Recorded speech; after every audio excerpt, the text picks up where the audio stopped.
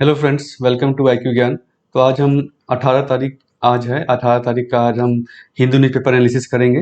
तो जो एडिटोरियल भी है और जो इम्पोर्टेंट न्यूज है आपके एग्जाम पॉइंट ऑफ व्यू से उसको हम डिटेल में देखेंगे और साथ ही साथ इम्पोर्टेंट नोट्स, अगर कुछ टॉपिक है, कुछ आपका न टर्म यूज हुआ है तो उसके बारे में डिटेल एक्सप्लेनेशन भी मैं इसमें दूंगा। तो आप जरूर इस वीडियो को लास्ट तक देखें और जो भी नोट्स में दें उसको आप जरूर नोट डाउन कर लें। और इस वीडियो का PDF भी आप टेलीग्राम चैनल पे या मेरे फेसबुक पेज पर आप ले सकते हैं। तो फ्रेंड्स स्टार्ट करते हैं। इसमें पहला जो न्यूज़ है आपका फ्रंट पेज पर, quick decisive steps required to curb second peak says PM। तो ये बेसिकली कल जो है प्राइम मिनिस्टर ने एक मीटिंग की थी सारे चीफ मिनिस्टर के साथ। इसमें इन्होंने बेसिकली कहा था सेकेंड पीक जो अभी देखा जा रहा है केसेस बढ़ रहे हैं लगातार, स्पेशली कुछ डिस्ट्रिक्ट्स में जो अराउंड 17 स्टेट्स 70 डिस्ट्रिक्ट्स हैं जहाँ पे देखा गया है कि ये ना 150% यानी 150% जो है केसेस राइज हुए हैं इस टाइम से 15 दिनों में, लास्ट 15 दिनों में, जो कि 17 स्टेट्स को कवर करता है। मेनली जो है कुछ 2-3 स्टेट्स है जहाँ पे ज़्यादा केसेस राइज हो रहे हैं। इसमें बेसिकली प्राइम मिनिस्टर ने और तो कहा है कि टेस्टिंग ट्रैकिंग करने की ज़रूरत है आपको और RT-PCR टेस्ट और ज़्यादा करने की ज़रूरत है। इसके अलावा इन्होंने जैसे एक टर्म यूज हुआ यहाँ पे न्यूज़ में आप देख रहे हैं, एक बात कही है कि all states and union territory have been tagged to 10 national labs under the INACOG consortium with the national centre of disease control at nodal institute. तो ये प्राइम मिनिस्टर ने कहा था। तो ये जो बेसिकली क्या है कि हर स्टेट्स यूनियन टेरिटरी को टैग किया गया है कुछ लैब्स के, नेशनल लैब्स के, इस कंसोर्टियम के अंतर्गत। तो ये क्या है, ये आपको एग्जाम के लिए काफी इंपॉर्टेंट है, पूछा जा सकता है चाहे प्रीलिम्स हो मेंस में हो। इसको मैंने एक्सप्लेन किया है नोट्स में, इसको नोट डाउन कर सकते हैं यहाँ पर। INCOG बेसिकली क्या है, ये स्टेब्लिश किया था, बेसिक दिसंबर में स्टेब्लिश किया गया था to monitor the genome variation, genomic variation. तो देखा गया था कि UK वेरिएंट अलग है, एक है ना साउथ अफ्रीकन वेरिएंट आ रहा है, नया वेरिएंट्स आ रहे हैं केसेस के। तो ये जो नए वेरिएंट्स आ रहे हैं उसको मॉनिटर करने के लिए कि इंडिया में जो इंटरनेशनल पैसेंजर्स आ रहे हैं, जो वेरिएंट्स आ रहे हैं उसको मॉनिटर करने के लिए, जीनोम प्रोसेसिंग करने के लिए इसको बेसिकली कंसोर्टियम को सेटअप किया गया, कुछ लैब्स को डिजिग्नेट किया गया था कि आप जो है इस काम में करेंगे। तो ये बेसिकली जो है जीनोमिक वेरिएशन जो है on the regular basis through multi laboratory network. तो एक लैब नहीं, जैसा कि प्राइम मिनिस्टर ने कहा 10 लैब्स है इसके अंतर्गत, इसमें कि उनका कंसोर्टियम बना दिया गया है, जिसमें कि एक है आपका NIBMG कोलकाता में, ILS Bhubaneswar, NIV Pune, CCS Pune, CCMB Hyderabad, CDFD Hyderabad, ISTM Bengaluru, NIMHANS Bengaluru, IGIB Delhi and NCDC Delhi. तो ये 10 लैब जो है बेसिकली ऑल ओवर इंडिया इसको डिजिग्नेट किया गया है, जो कि ये जीनोमिक वेरिएशन को स्टडी करेंगे और पता कराएंगे कि वो जीनोम कौन सा जीनोम है, अगर जीनोम वेरिएंट हो रहा है कि चेंज हो रहा है तो उसका क्या इफेक्ट है, उन सभी चीज़ों को इसको कोऑर्डिनेट करेगा। इस पूरे 10 लैब के जो कंसोर्टियम है, जो ग्रुप है, उसको कंट्रोल करने के लिए DOT and department of biotechnology DBT along with ministry of health and family welfare ICMR और CSIR, ये सारी इंस्टीट्यूट जो इसको कोऑर्डिनेट करेंगे इन लैब्स के साथ और देखेंगे कि काम कैसे चल रहा है। नोडल यूनिट जो है, जो डेटाबेस बनेगा उसका मेंटेन करने के लिए, वो है आपका NCDC दिल्ली जो है, ये नोडल यूनिट होगा जो कि डेटाबेस मेंटेन करेगा सारे सैंपल्स का, नए वेरिएंट्स का, ताकि उसको सिग्निफिकेंस को देखा जा सके, उसको कि कैसे उसको मॉनिटर करना है, क्या उसमें चेंजेज आ रहे हैं, क्या उसको कैसे हम उसको लड़ सकते हैं उससे। तो ये INACOG के बारे में है। नेक्स्ट आपका जो आर्टिकल है ये फ्रंट पेज पर ही है आपका, serious issue if 3 crore ration cards way cancelled से सुप्रीम कोर्ट। ये बेसिकली जो है सुप्रीम कोर्ट में याचिका दायर की गई थी कि बहुत सारे ration card, approx 2 to 4 crore ration card जो है उसको गवर्नमेंट ने कैंसिल कर दिया, सेंट्रल गवर्नमेंट ने। किस कारण से? सिर्फ इसलिए कि they could not be a biometrically linked with Aadhaar database से उसको कनेक्ट नहीं किया गया था। तो इस कारण से सेंट्रल गवर्नमेंट ने इसको बेसिकली कैंसिल किया है, ये एलिगेशन लगाया गया है, पिटिशन में फाइल किया गया है। इसके कारण जो है राशन कार्ड कैंसिल होने का कारण क्या है, बहुत सारे लोगों को स्टारवेशन डेप्थ, उनको खाना नहीं मिल रहा है। जो food national food security act जो है उसके अंतर्गत जो उनको अनाज मिलना था पब्लिक डिस्ट्रीब्यूशन सिस्टम से, वो उनको नहीं मिल पा रहा है, गरीब लोगों को, गरीब तबकों को। इसके कारण वो स्टारवेशन डेथ जो है, हंगर डेथ जो है, वो देखने को मिल रहा है बहुत सारे जगहों पर।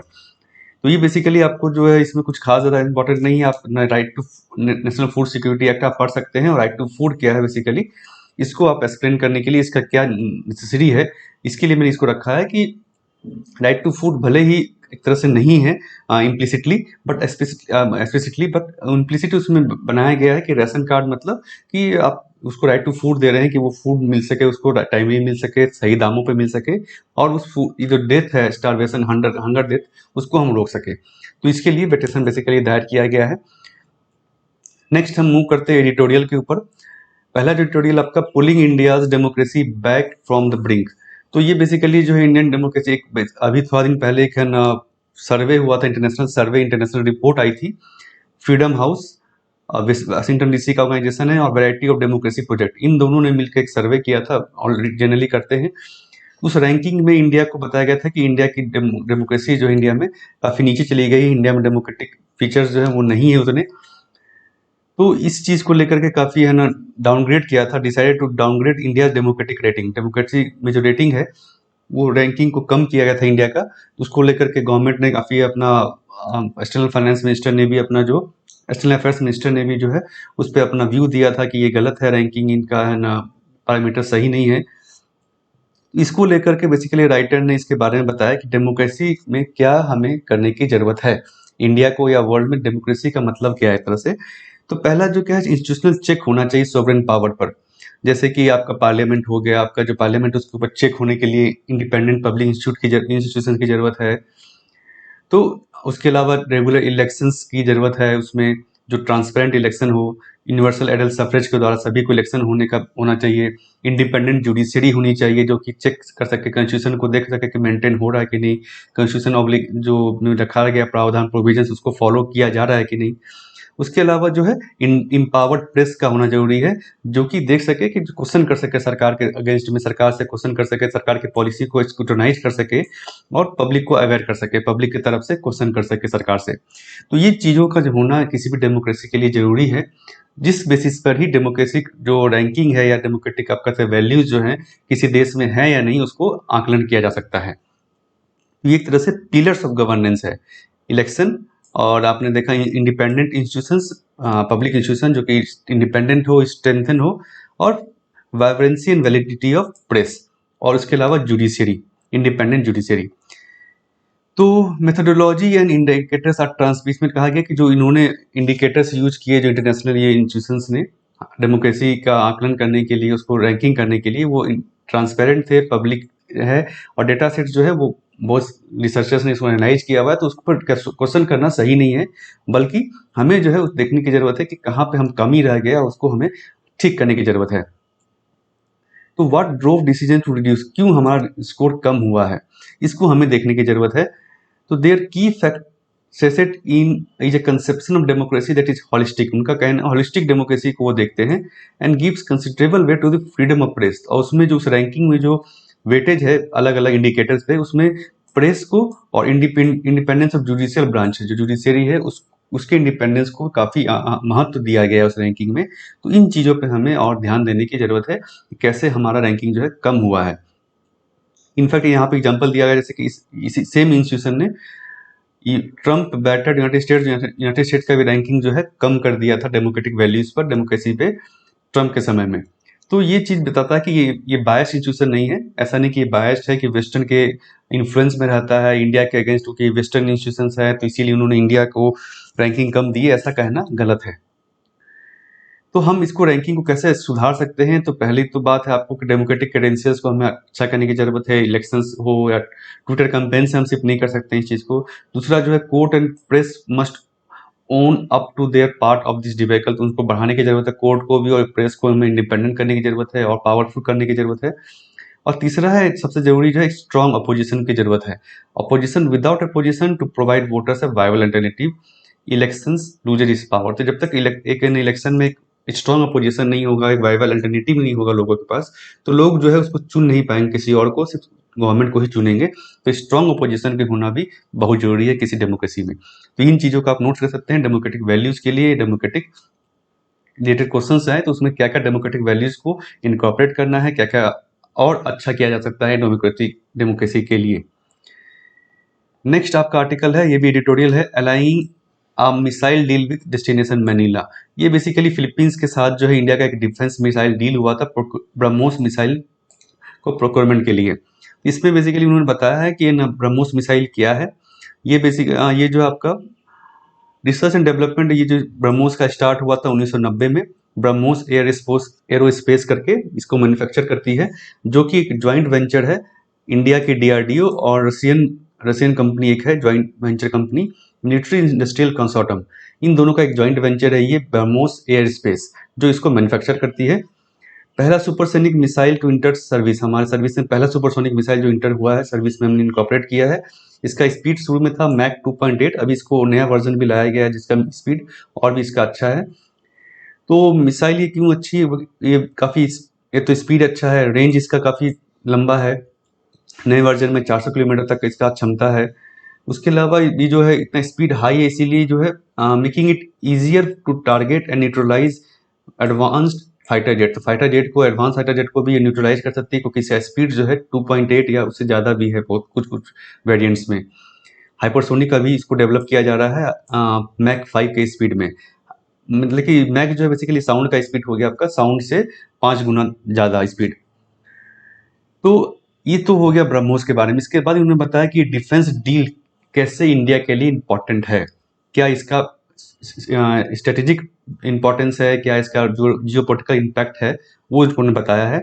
पहला तो इंडिया का क्रेडिबिलिटी डिफेंस एक्सपोर्टर ये हेल्प करेगा बढ़ाने में। तो हमारा टारगेट है कि हम $5 बिलियन एक्सपोर्ट करें बाय 2025, इसको और बढ़ाने में ये हेल्प करेगा, और रीजनल सुपर पावर की तरह साउथ ईस्ट एशिया में या कह सकते हैं इंडियन पैसिफिक में हेल्प करेगा इंडिया को रीजनल सुपर पावर का पोजीशन लेने में। तो इसके अलावा अगर हम देखें, फिलीपींस जो है बेसिकली उसका जो है चाइना काउंटर करने के केस में भी हमें ये मदद करेगा, क्योंकि फिलीपींस और जो एशियान देश है उनका जो चाइना के साथ काफ़ी जो एडवर्स रिलेशन है, उस केस में फिलीपींस या बाकी जो साउथ ईस्ट एशियन नेशंस है उनको ये पावर देगा, मिसाइल्स अगर वो लेते हैं तो वो जो बीजिंग का एग्रेसिव पोस्चर है उसको कम करने में ये हेल्प करेगा। लेकिन उसके अलावा India economic soft and hard power को जो है इम्प्रूव करेगा। Indo Pacific with a strong and dependable anchor, हमें एक डिपेंडेबल एंकर की तरह उभार के रखेगा इंडो पैसिफिक में। इसके अलावा कुछ रोड ब्लॉक्स भी है, कुछ हर्डल्स भी है जिसको इन्होंने बताया है। पहला है countering America's adversaries through sanctions act. ये बेसिकली अमेरिका का एक्ट है। इसमें क्या होता है कि ये सैंक्शन करता है, मतलब एक सैंक्शन लगा सकता है इस एक्ट के थ्रू यूएसए, इंडिविजुअल हो या कोई एंटिटी हो, कंपनी हो, जो कि इसके लिस्ट में है। एक इन्होंने लिस्ट बना रखा है, मगर जो उनको लगता है कि सही कंपनी नहीं है, सही इंडिविजुअल नहीं है, जिनके साथ किसी देश को ट्रांजैक्शन नहीं करना चाहिए, सिग्निफिकेंट ट्रांजैक्शन, जैसे सिक्योरिटी डील हो गई, आपका मिसाइल डील हो गया, डिफेंस डील हो गया, ये आपको नहीं करना है। तो वैसे देशों के, वैसे एंटिटी के साथ अगर कोई देश या वैसे इंडिविजुअल के साथ कोई देश जो है अगर ट्रांजैक्शन करता है ऐसा ट्रांजैक्शन डिफेंस डील, उस केस में यूएसए जो है इस एक्ट को इन्वोक करके उसके ऊपर सैंक्शन लगा सकता है। सैंक्शन जैसे फाइनेंशियल सैंक्शन हो गया, आपका ट्रेड सैंक्शन हो गया, ये सब लगा सकता है। तो ये बेसिकली एक्ट में, इस एक्ट के अंतर्गत जो लिस्टेड एंटिटी है उसमें ये रशियन मिलिट्री इंडस्ट्रियल कंसोर्टियम का भी नाम है।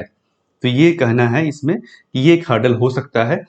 जैसे कि इन्होंने ऑलरेडी टर्की और चाइना को भी पेनलाइज किया इस एक्ट के अंतर्गत, क्योंकि इन्होंने जो है S-400 air defence system purchase किया था रसिया से, जो कि एनपीओ, जो रसिया ऑलरेडी इसमें लिस्टेड है इस एंटिटी में। ये जो एनपीओ जो अभी हम देखा, ये कंसोर्टियम जो है, ये ब्रह्मोस मिसाइल का तकरीबन 65% कंपोनेंट को बनाती है, इसके थ्रू आता है। जॉइंट वेंचर है तो कुछ कंपोनेंट वहाँ बनता है, कुछ कंपोनेंट इंडिया में बनता है डीआरडीओ में। तो अप्रोक्स 65% कंपोनेंट जो है हम वहाँ से सोर्स करते हैं। तो हो सकता है कि इस कारण से ये जो डिफेंस डील है इसको भी इसके सैंक्शन में आ सके, जिस कारण से सैंक्शन में आ सकता है, जिसके कारण हो सकता है कि साउथ ईस्ट एशियन नेशन जो है उसको डिफेंस डील करने से या ब्रह्मोस मिसाइल को लेने से मना कर दे आगे। तो ये देखने की जरूरत है हमें कि कैसे होता आगे। उसके अलावा इंडिया का जो ऑलरेडी इंडिया ने भी एक्वायर किया था S-400 अभी तक, लेकिन सैंक्शन हुआ नहीं है। दूसरा इशू जो है इम्पोर्टेंट फाइनेंसिंग का। कोविड के कारण बहुत सारे जो इकोनॉमी है, आप हमने देखा कि उनका स्टेटस अच्छा नहीं है, स्पेशली स्मॉल कंट्रीज जो है उनकी इकोनॉमी उतनी ग्रो नहीं कर पाई है, उतना पैसा नहीं है। तो इस कारण से हो सकता है कि ये जो ब्रह्मोस मिसाइल है, ऐसे तो ये अच्छा है लेकिन इनका कॉस्ट जो अप्रोक्स पड़ता है अप्रोक्स $275.77 मिलियन जो है इसका कॉस्ट आता है, यानी 2000 करोड़। तो ये क्योंकि दे पाना हर देश के स्पेशली साउथ ईस्ट एशिया जिसकी हम बात कर रहे हैं, इंडो पैसिफिक कंट्रीज जो बात कर रहे हैं, उनके पास उतना पैसा नहीं है इस चीज़ को देने के लिए। तो हो सकता है ये डील जो है या फिर आगे की डील जो ज़्यादा डील हम नहीं कर पाए ब्रह्मोस मिसाइल को लेकर के।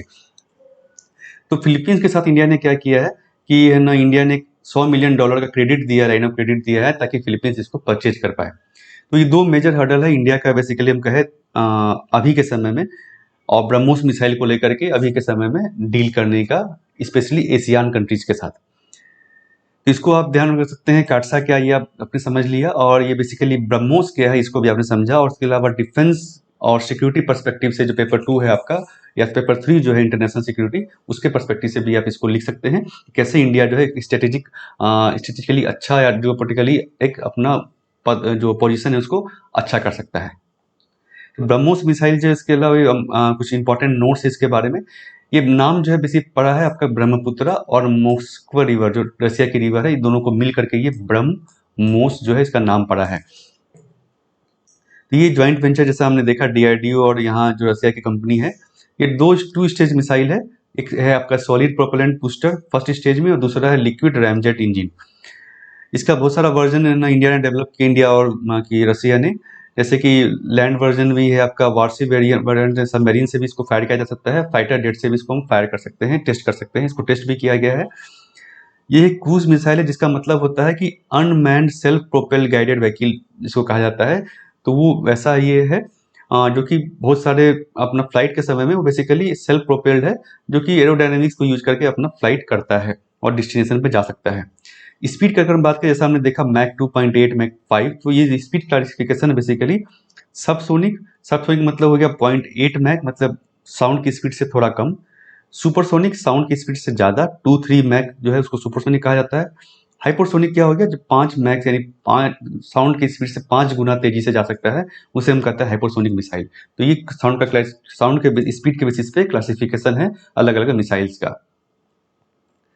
नेक्स्ट आपका एडिटोरियल जो है एलाइंग कंसर्न्स, ये बेसिकली जो है एक्स्ट्राजेनेका जो वैक्सीन है उसको लेकर के यूरोपियन यूनियन में आपने देखा हुआ न्यूज़ में कुछ आया, कल हमने डिस्कस भी किया था कि वहाँ पे कुछ ब्लड क्लॉटिंग की खबरें आ रही है, जिसके कारण बहुत सारे देशों ने इस वैक्सीन पे पाबंदी लगा दी है, इसको अपने वैक्सीन प्रोग्राम से बंद कर दिया अभी। तो European union, European medical agency और WHO ने ये इसको देखा, अपना असेसमेंट किया, तो उन्होंने बोला कि ये ऐसा कोई लिंक नहीं है वैक्सीन और ब्लड क्लॉटिंग के ऊपर में। बहुत ही कम ऐसे केसेज आए हैं, 40 केसेज आए हैं, जबकि अगर रेगुलर हम देखें तो 1000 से 2000 clots, blood clots every single day general population में देखा जाता है। तो ये ज़्यादा कुछ खास चिंता का विषय नहीं है। और जैसा कि हम सब जानते हैं कि सारे जो वैक्सीन अभी हम यूज कर रहे हैं वो इमरजेंसी यूज के लिए के ऑथराइजेशन दिया गया था, तो कि बहुत ही कम टाइम में इसको डेवलप किया गया। अदरवाइज हम वैक्सीन को देखते हैं तो उनको डिकेड्स 10 साल 15 साल का तो उसको टेस्ट किया जाता है, तब उसको जाके पब्लिक डोमेन में वो वैक्सीन आता है। इसको ये भी इमरजेंसी यूज इसलिए किया गया क्योंकि डिजीज काफ़ी बढ़ गया था, उसको कंट्रोल करने के लिए ये काफ़ी ज़रूरी थी। तो अभी जो राइटर का इसमें कहना है कि बेसिकली जो है गवर्नमेंट को ज़रूरत है कि डेटा शेयरिंग, इंडिया के अंसर में हम कहे तो डेटा शेयरिंग करने की ज़रूरत है, ताकि पब्लिक का ट्रस्ट हो सके इस वैक्सीन पे, और लोग जो है इस वैक्सीन को ले सके, वैक्सीन हेजिटेंसी जो है उसको कम किया जा सके। तो इंडिया को ज़रूरत है कि जो है पब्लिक ट्रस्ट को हासिल करे इस वैक्सीन के थ्रू, डेटा शेयरिंग के थ्रू, और जितना ज़्यादा हो सके इसके ऊपर पोस्ट जो वैक्सीनेशन है उस पर क्या रिजल्ट्स आए हैं उसको शेयर करें इंटरनेशनली नेशनली, और फास्टर डेटा कलेक्शन हो जिसके कारण लोग जो है ट्रस्ट कर सके वैक्सीन के ऊपर। नेक्स्ट आपका एडिटोरियल है री इवेल्युएटिंग इन्फ्लेशन टारगेटिंग। ये बेसिकली जो है इन्फ्लेशन टारगेटिंग जो अभी हो रहा था, 5 साल का एग्रीमेंट बेसिकली था, 4 साल का, जो कि मार्च 31 को खत्म हो जाएगा। अभी तक क्या था आपका कि 4% प्लस माइनस 2% का टारगेट था, जो कि आरबीआई मॉनिटर करती, आरबीआई मॉनिटरी पॉलिसी को देखना था कि इसके ऊपर यानी इसके रेंज में ही रहना चाहिए inflation rate.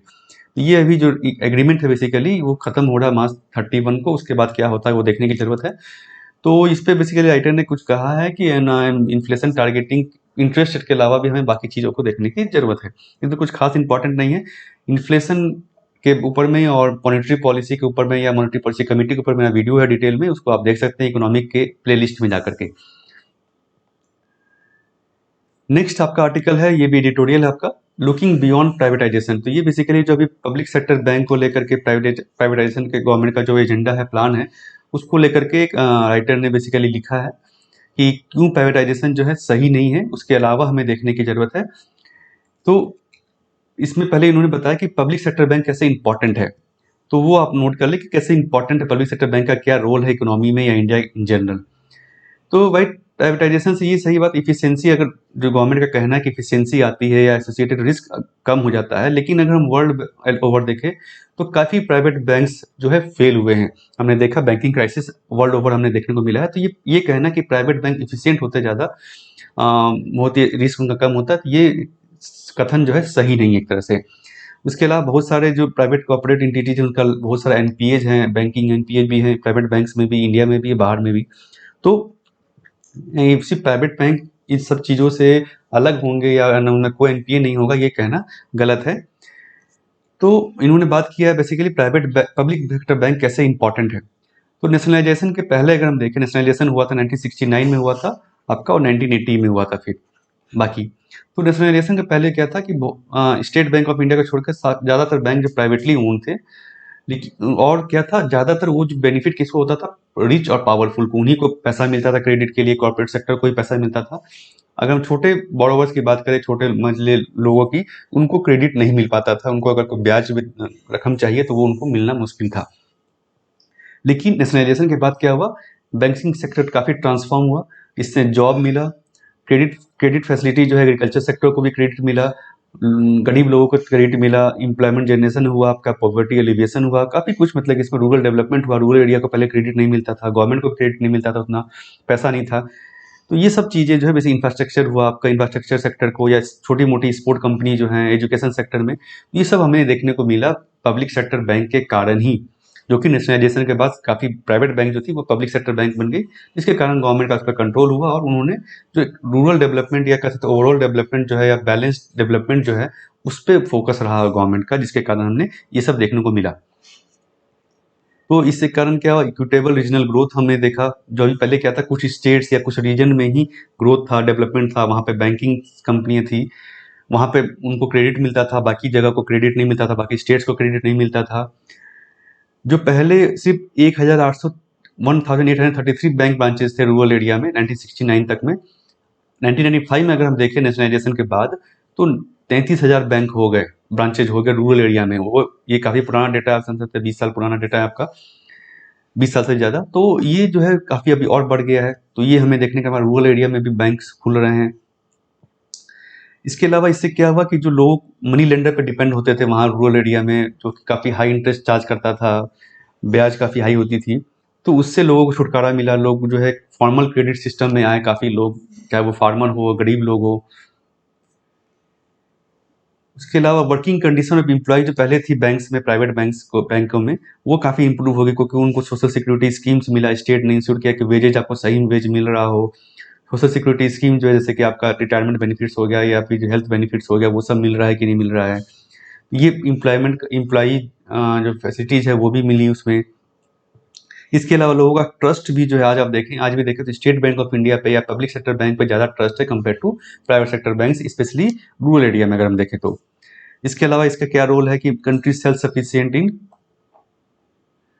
Supporting the green blue and ready revolution. हम जो देखा एग्रीकल्चर सेक्टर में, उसको सपोर्ट भी काफ़ी किया पब्लिक सेक्टर बैंक ने ही, ब्याज दिया वहाँ के लोगों को, फार्मर्स को, जिसके कारण वो इनपुट्स जो है खरीद पाए, और जो रिवोल्यूशन जो था गवर्नमेंट का जो स्कीम था उसको सक्सेस हो पाया।